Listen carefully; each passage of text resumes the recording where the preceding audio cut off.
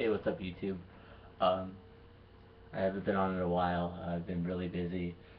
Um, so I don't know if I've lost subscribers or if you guys stayed with me. I didn't have many to begin with, but whatever. Hopefully I'll get more. But anyway, I was gonna post a video like a week or two ago. Completely forgot what the video was anyway. Must not have been that important, but if I find it, I may post it. I don't know, depending on what it was. Anyway, this video is a review, one of my wrestling reviews, and you may have been able to figure out what it is now. As of right now, last night was WWE TLC. Um, so kind of, I'm at a table. There's a ladder, and I'm sitting in a chair. Get it? TLC. Anyway, um, I'm doing this review, and as some of you may know, others may not. I don't do every pay-per-view. I don't do reviews on every pay-per-view. I only do reviews. I only order pay-per-views really if I really kind of really want to see it, or if there's a match that I really want to see, or more likely if there's more than one match I really want to see. This one there was a few matches I kind of wanted to see. Mainly I wanted to see the Shield versus Team Hell No and Ryback. I thought that was going to be a really good match. Let me before I begin the review, I'm trying out a new, well, not trying out, I'm going to be doing it, a new sort of system for my reviews, I guess, where I'm going to, obviously I'm going to say, what happened, what matches came, I'm going to do the match orders, obviously. I'm going to give a brief or long, because one of them is kind of long in this one, kind of what happened, blah blah blah. I'm gonna have a great moment in each match. I'm gonna pick a moment that I really liked, that really got me. And I'm also gonna obviously do who was the winners, things like that. I know that was kind of confusing. It confused me even, but here we go. So we had TLC 2012, and yes, I have my iPad right now. That's why I'm looking down. I wrote like all my notes and stuff. The show opens with a really nice a tribute to the Connecticut shooting. Unfortunately, that happened, but they told the bell 26 times for each one of the victims, which I thought was really cool. Um, a lot of people don't see like a big company like WWE or, you know, some, billion-dollar company really caring about small towns, and things that happen. And this just proves that, yeah, it may have been a small town, and, it did get, basically national headlines, but and WWE still recognizes that this happened. We're not just gonna overlook it, things like that. But I thought that was really cool that they did that. Anyway, first match we had was a number one contenders match, tables match for the number one contendership for the tag team titles. And it was Rey Mysterio and Sin Cara versus Team Rhodes Scholars. It was a good match. I really wasn't expecting too much from it, considering the WWE Tag Team division has kind of been dead since like maybe mid to late 90s, early to mid 2000s. That was kind of when Hardy Boys, the Dudleys, Edge and Christian, New Age Outlaws. We had a lot of good tag teams back then, and I feel like since then we've had a couple good ones here and there, but the tag team division just has gone downhill. So I really wasn't expecting too much from this. Obviously, I expected Damien Sandow and Cody Rhodes to win just because we've been seeing them on WWE television like every week, and it seems like we haven't really seen Sin Cara and Rey Mysterio too much. So it was like kind of obvious, um, Team Rhodes Scholars was gonna win, and they did. Um, I thought the great moment in this match was, for me, I liked the end when Sin Cara went to go for a springboard from the outside. Cody Rhodes got in the ring just in time to push him off, and he fell out of the ring, or whatever, onto a table, which ended the match obviously because he had to get one of the opponents into through a table. So I thought that was kind of cool. It was I I had to I was like wow for a minute there, because if you guys saw it, hopefully you did. If Sin Cara went back a few more feet, he would have completely missed the table. So I was lucky for him. He actually hit the table. Didn't just hit the floor. That would have sucked. And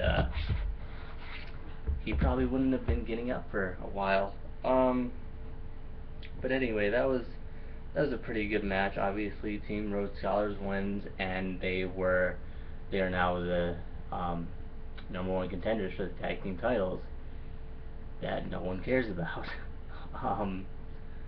So they'll be going up against Team Hell No. I don't know. It was a good match, I guess.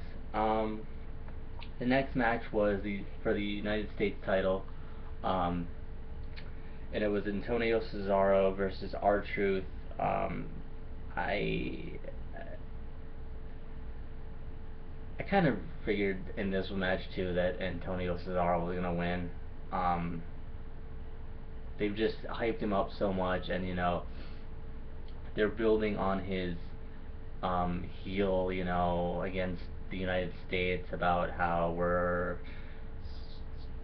whatever, he always just puts the U.S. down. So obviously he was gonna win the match against R-Truth, because R-Truth is a fan favorite, but I don't see him as sorry, as being really up to the standards of kind of beating him at this point. I feel like they're gonna have Antonio Cesaro have the title longer, build that hatred with the fans, because it is a really good, for sometimes WWE fucks up on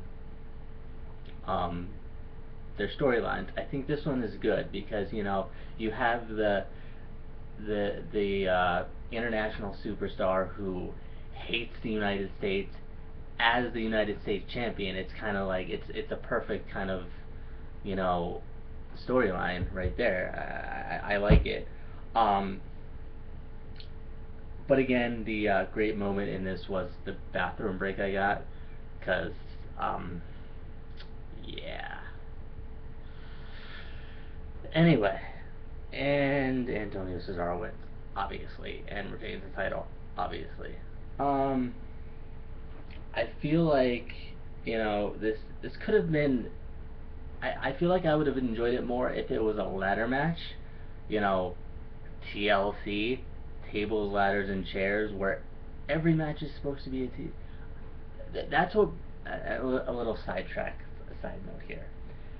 When WWE started making these pay-per-views into match names like Hell in a Cell, TLC, Money in the Bank, why are all these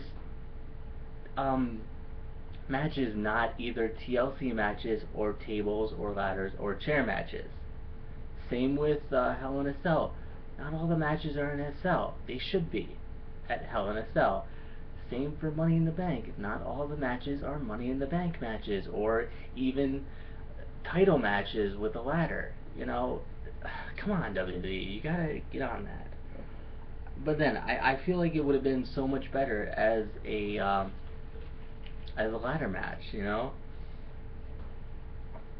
I feel like I would have enjoyed it better, especially at TLC. Come on.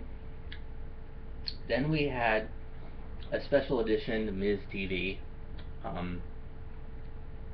It was okay. The Miz's guests were 3MB. They had kind of a stupid back and forth, you know. Miz had a couple good one-liners, blah blah blah. It wasn't really interesting until 3MB turned on the Spanish announce team and started, you know, going over bullying them, how they can't speak English, blah blah blah, stuff like that. Then Ricardo Rodriguez comes out and he tries to defend the Spanish announce team, and then 3MB turns on him, starts bullying him, followed by Alberto Del Rio coming out to help the Spanish announce team, and obviously Ricardo Rodriguez, his personal ring announcer, which I thought was kind of cool. You know, it kind of shows a little bit of a kind of, he's still a heel, but he's one of the, in that moment, it was one of those heels that you cheered, you know, yay, you know, he's coming out to help, things like that. They got into the ring, they're still in a scuffle, you know, fighting. Miz gets pushed, so Miz snaps and starts attacking 3MB. Basically, Del Rio and Miz clean them out, clean house, as you know they say. So 3MB gets out of the ring. Then 3MB challenges Miz and Alberto Del Rio to find a tag team partner for that night. You know, for a six-man tag team match, which I was like, this could go one way or another.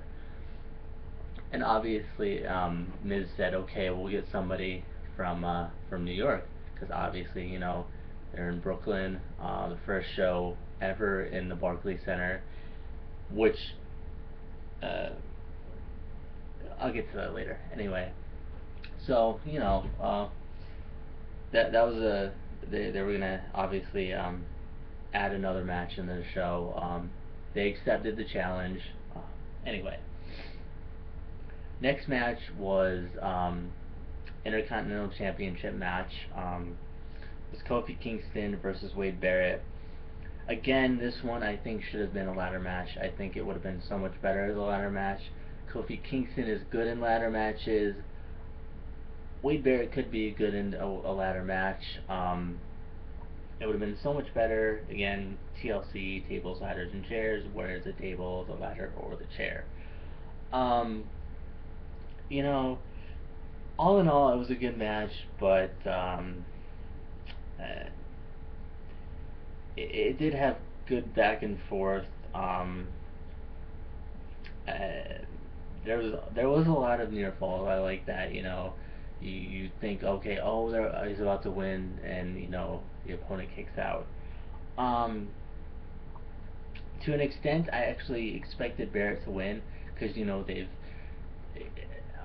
since his return, they've really been hyping up his, you know, bare knuckle fighting. You know, he's so tough, blah blah blah, the Barrett barrage. But you know, Kofi Kingston did come out on top. The great moment in this match, I thought, was a really nice Trouble in Paradise out of nowhere. I didn't even expect it.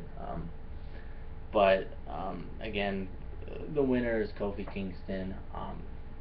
After this match, the ring announcer turns everyone's attention to a skybox where CM Punk is. Obviously, he has knee surgery, so he can't compete, but he was in a skybox, and you know, he starts bad-mouthing Brooklyn, how, you know, he could have been home in Chicago Instead, he's with the low lives of Brooklyn, blah blah blah. And just still, he's not in any of the matches, but he's still there. He's still a heel. He's still getting that crowd reaction, which was cool. Um, Next match. 1 second. Was Team Hell No and Ryback versus the Shield. I personally think this could have been the main event. It had so much hype to it. It could have replaced, since it replaced CM Punk versus Ryback, which obviously would have been the main event. Why wasn't this match the main event? It could have very well been, and it would have been a great main event. It was a great match anyway. Not saying it wasn't great, that it wasn't, since it wasn't the main event. It was still great, but I think it should have been the main event. Again, great match. As JR would say, it was a slobber knocker. And as JBL said, Brooklyn may not be big enough to hold this fight, which it seemed like it wasn't. They were everywhere. They were on the outside. They were up the ramp, everything like that. It was definitely worth the price of admission. If somebody came and told me, here's a ticket to the show in Brooklyn, but you can only go in for this one match, it would have been worth it to me. I would have paid, just to see this match, because it was a great match. And I definitely gained a new respect for all these 6 superstars, especially the Shield. They did they did really good in this match. They showed that yeah, they're from NXT, but hey, they can hold their own in WWE. So obviously they're gonna be around for a while. We did an awesome double suplex by Ryback on Ambrose and Rollins, and that was onto a ladder, which was awesome. Then again, the Shield power bombs, or did the super power bomb, or however they called it, through the announce table again for the 3rd time. And of course, it was a Spanish announce table, because apparently WWE doesn't like the Spanish announce table. It's always the one in pay-per-views that gets destroyed. um, you know, Ambrose did a Dean Ambrose did a body slam on Daniel Bryan onto, like, with a chair, holding the chair too, which was kind of cool. Kind of not, I don't want to say innovative, because it's not like anyone wouldn't have thought of that, but I haven't seen somebody do that before. And then Ambrose and Rollins set up a table on top of, like, the corners here, the ring, and they set a table on top of it. And then they tried to sorry about that. They get Daniel Bryan up there, and they superplex him off there, do a double superplex. Then they tried to get Kane up there to do the same. Unfortunately for them, it didn't work, And Kane jumps off onto Dean Ambrose with one of his clotheslines or whatever. Anyway, let me see, where was I? Then a little bit later on, Roman Reigns spears Kane through the barricade, and they start burying him with parts of the barricade, parts of the broken announce table, chairs, things like that. And he stays there for the remainder of the match, buried under all the rubble. So I thought that hold on a second. I thought that he'd be able to get up and get back into the match. He's Kane.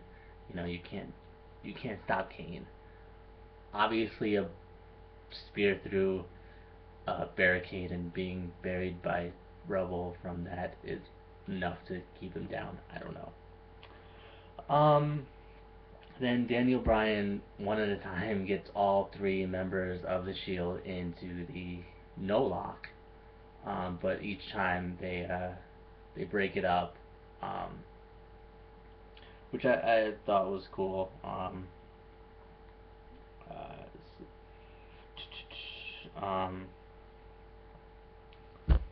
But then, sorry, I'm kind of going through my notes, making sure I'm still same place. And then we had Ryback and the Shield fighting up the ramp through all the tables and stuff. At one point, Ryback kind of launches himself through all the tables and stuff at one of the members, disregarding his own safety or to hurt them, which was it was cool, but it was like, whatever. Then there was a point where they got Ryback down and they're beating him with chairs, and they put him onto a table, and Rollins starts to climb the largest ladder in the arena, for what we think is going, he's going to jump off onto Ryback through the table. The rest of the Shield starts to go back to the ring to take care of Daniels and Kane. So you think, they think obviously that Ryback's taken care of, that Rollins is going to put him through the table. Unfortunately for them, Ryback gets up and corners Rollins on the ladder. He has nowhere to go, so obviously he has to go up higher, and he tries to maneuver from one ladder to another. While he's doing that, Ryback reaches up and pulls him down through two tables, which I thought was awesome. That actually was the great moment for this match. I love that. That was awesome. I watched through the whole pay-per-view again just to see that. That was and then, but unfortunately, Ryback doesn't get back to the ring in time, and they get the pin on, the Shield gets the pin on Daniel Bryan, and they win. Again, this is one of the better, I don't want to say one of the best, because I still think the best TLC matches were Edge and Christian versus the Hardy Boys versus the Dudleys. That's where these matches started. Those are going to always, to me, going to be the best ones. But this one was really up there. I really did like this match a lot. I thought they did really well in it. It was just a great match. Then, after this, we had a Divas title match, which, a little bit of backtrack. They had a pre-match, I think it was a Santa's Helper match, to decide who was going to be Eve's opponent to challenge for the women's title. So Eve comes out, does her entrance, everything, and then Brodus Clay's music comes on, and I'm like, what the hell? Because I didn't watch the pre-match. I didn't watch the Sanders Helpers match. I didn't make it home in time to see it, so I didn't know who won. And Naomi comes out, and I'm like, wait, what? What? One of the Funkadactyls is challenging for the... They haven't even had an actual match, either of them, Cameron or Naomi, in WWE. They've been they did an NXT season 3, obviously, but they've since they've been in the WWE, they've been Brodus Clay's dancers. I don't know. Anyway, um, I thought Naomi had a good match. She really was doing really good until obviously Eve won the match. They're not gonna give the title to Naomi or yet. Or I don't know. I feel like they're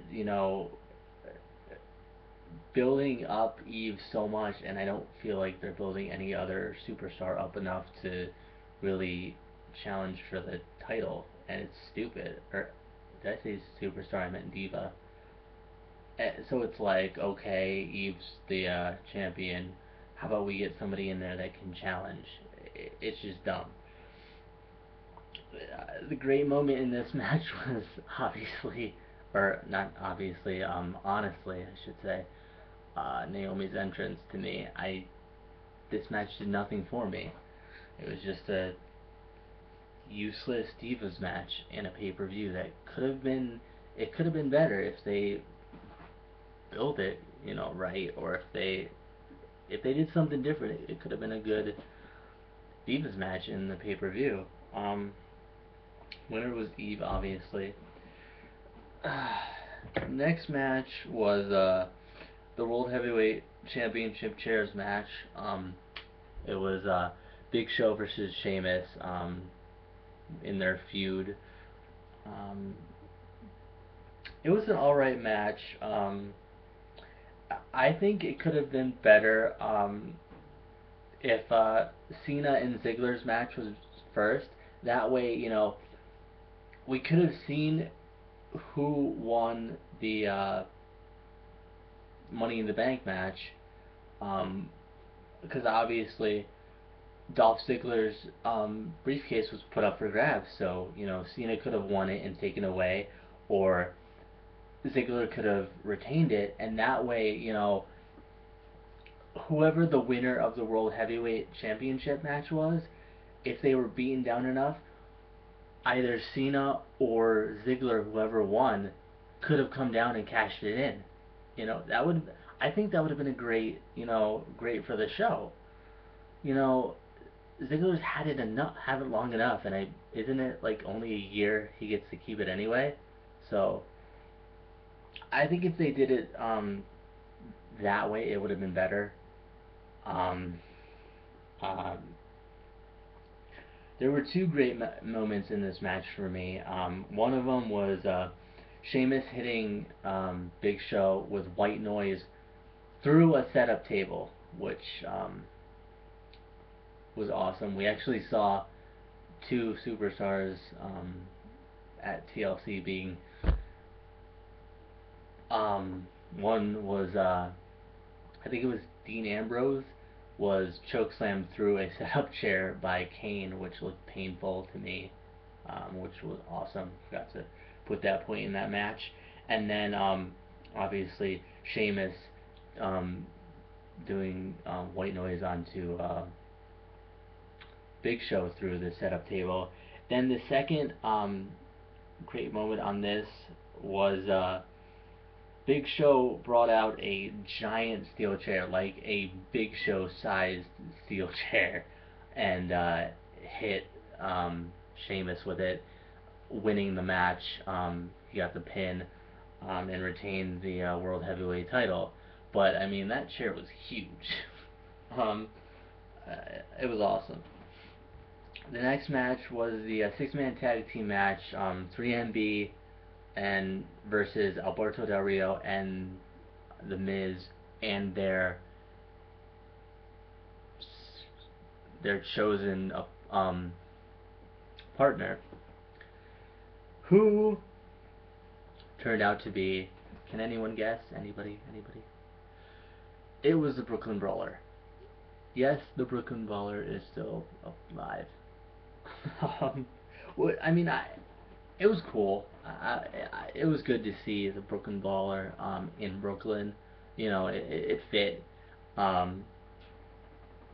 it was a good match for an added match. A lot of times they add matches into a card and they're shitty matches, kind of like the Divas match.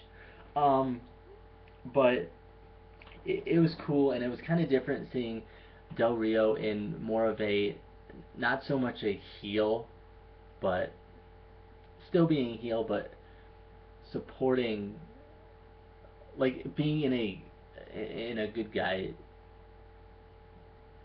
uh, kind of viewpoint, I guess, in a show, because obviously 3MB are the um, kind of heels in this match. No, everyone hates them, blah blah blah. So it was cool to see him in that kind of a um, role in a match. Um,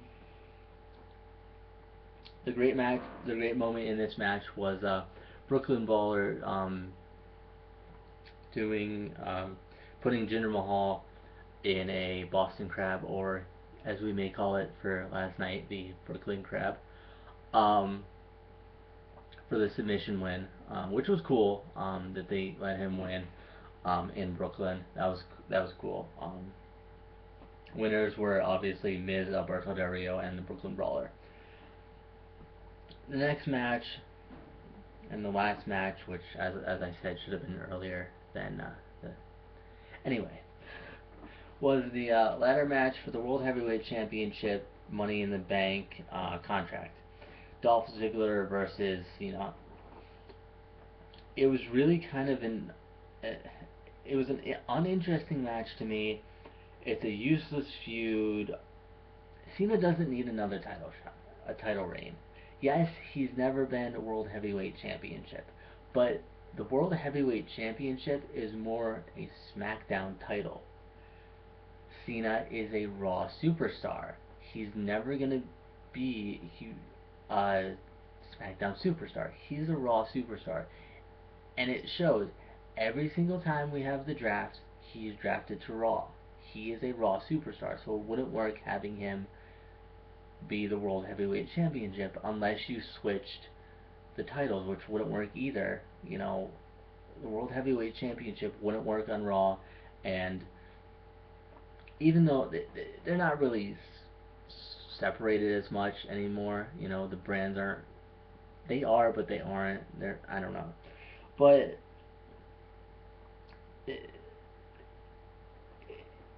I mean, he just doesn't need another title shot. He's already the 10-time WWE champion. Um, I was impressed though, seeing Cena climbing the ladder with Dolph Ziggler on his back in a sleeper hold. It just showed his strength there. Another impressive moment was when Cena kind of bench pressed the ladder over his head with Ziggler laying on top of it, and went to go throw him out of the ring with the ladder. Um, Fortunately for Ziggler, he got off the ladder just in time before it went over. Um, uh, Both were really good moments. The great moment in this one was actually AJ turning on Cena by tipping the ladder right as Cena was almost about to get the briefcase, thus allowing Dolph Ziggler to go up and retrieve the briefcase, um, retaining his contract. But it was cool because it was, you know, what are they going to do with this? Are they going to have AJ have a heel turn? Are they going to have AJ go back to Cena again? Oh, I'm sorry, blah, blah, blah, blah. What are they going to do with this? I'm interested to see how they take this. Are they going to take the ball and run with it? Or is it going to just kind of blow up in their face like it always does? Because a lot of times they just screw up storylines, as we all know. A winner was obviously Dolph Ziggler again. I mean, and all in all, this show was a really good pay-per-view, I thought. But could they talk about the Barclays Center anymore though? It seemed like every other comment the announcers or the commentators made was about the Barclays Center. Barclays Center this, Barclays Center that. Yes, it's the first time WWE has ever had a show in Brooklyn, and it's the first time the Barclays Center's had a show. Okay, we don't need to hear about the Barclays Center every 12 seconds.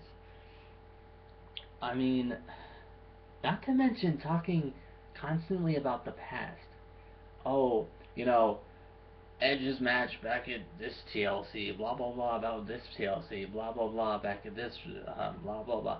Okay, we know that superstars have been made at certain uh, shows, certain pay-per-views, yes. But how about we talk about here and now, this show, these matches, right now, okay? You can make little comments here and there, but don't talk about it all night. It just kills the show. Um, I mean, that's how I I took it. Maybe somebody you don't think, oh, they didn't talk about it that much. To me it seemed like they talked about it a lot. Both the Barclays Center and past TLC shows and past other shows and things like that. Um, but again, very good show. I was impressed. It's definitely worth watching. Worth paying for. Um, they had a lot of previews of not previews but promos for The Rock is gonna be at the Royal Rumble, blah blah blah, which doesn't really surprise me that much. They try to have big returns at the Royal Rumble all the time. They try to have legends at the Royal Rumble all the time. So having The Rock return at the Royal Rumble or come back at the Royal Rumble doesn't really impress me that much. It doesn't get me excited that much. If you have somebody else coming back, like a bigger return, okay. But Rock leaves and Rock comes back all the time. It's not even exciting anymore. It's really not. Unless you're there live to see him, it's really not that exciting. I don't even know if I'm gonna buy the Royal Rumble unless there's a really unless it really gets me excited. Anyway, let me know what you guys think of the show. I'm gonna be watching the Slammies tonight. I don't think I'm gonna be doing a review of it because the Slammies are kind of dumb. Um, anyway, give me comments on this. Tell me what you think of it. If there's any other videos you want me to do, let me know. Anything else, comments, questions, concerns, anything like that. I'll try to be doing more videos. Again, I know I keep saying that every time I post a video, but I'm gonna try. Alright guys, see ya.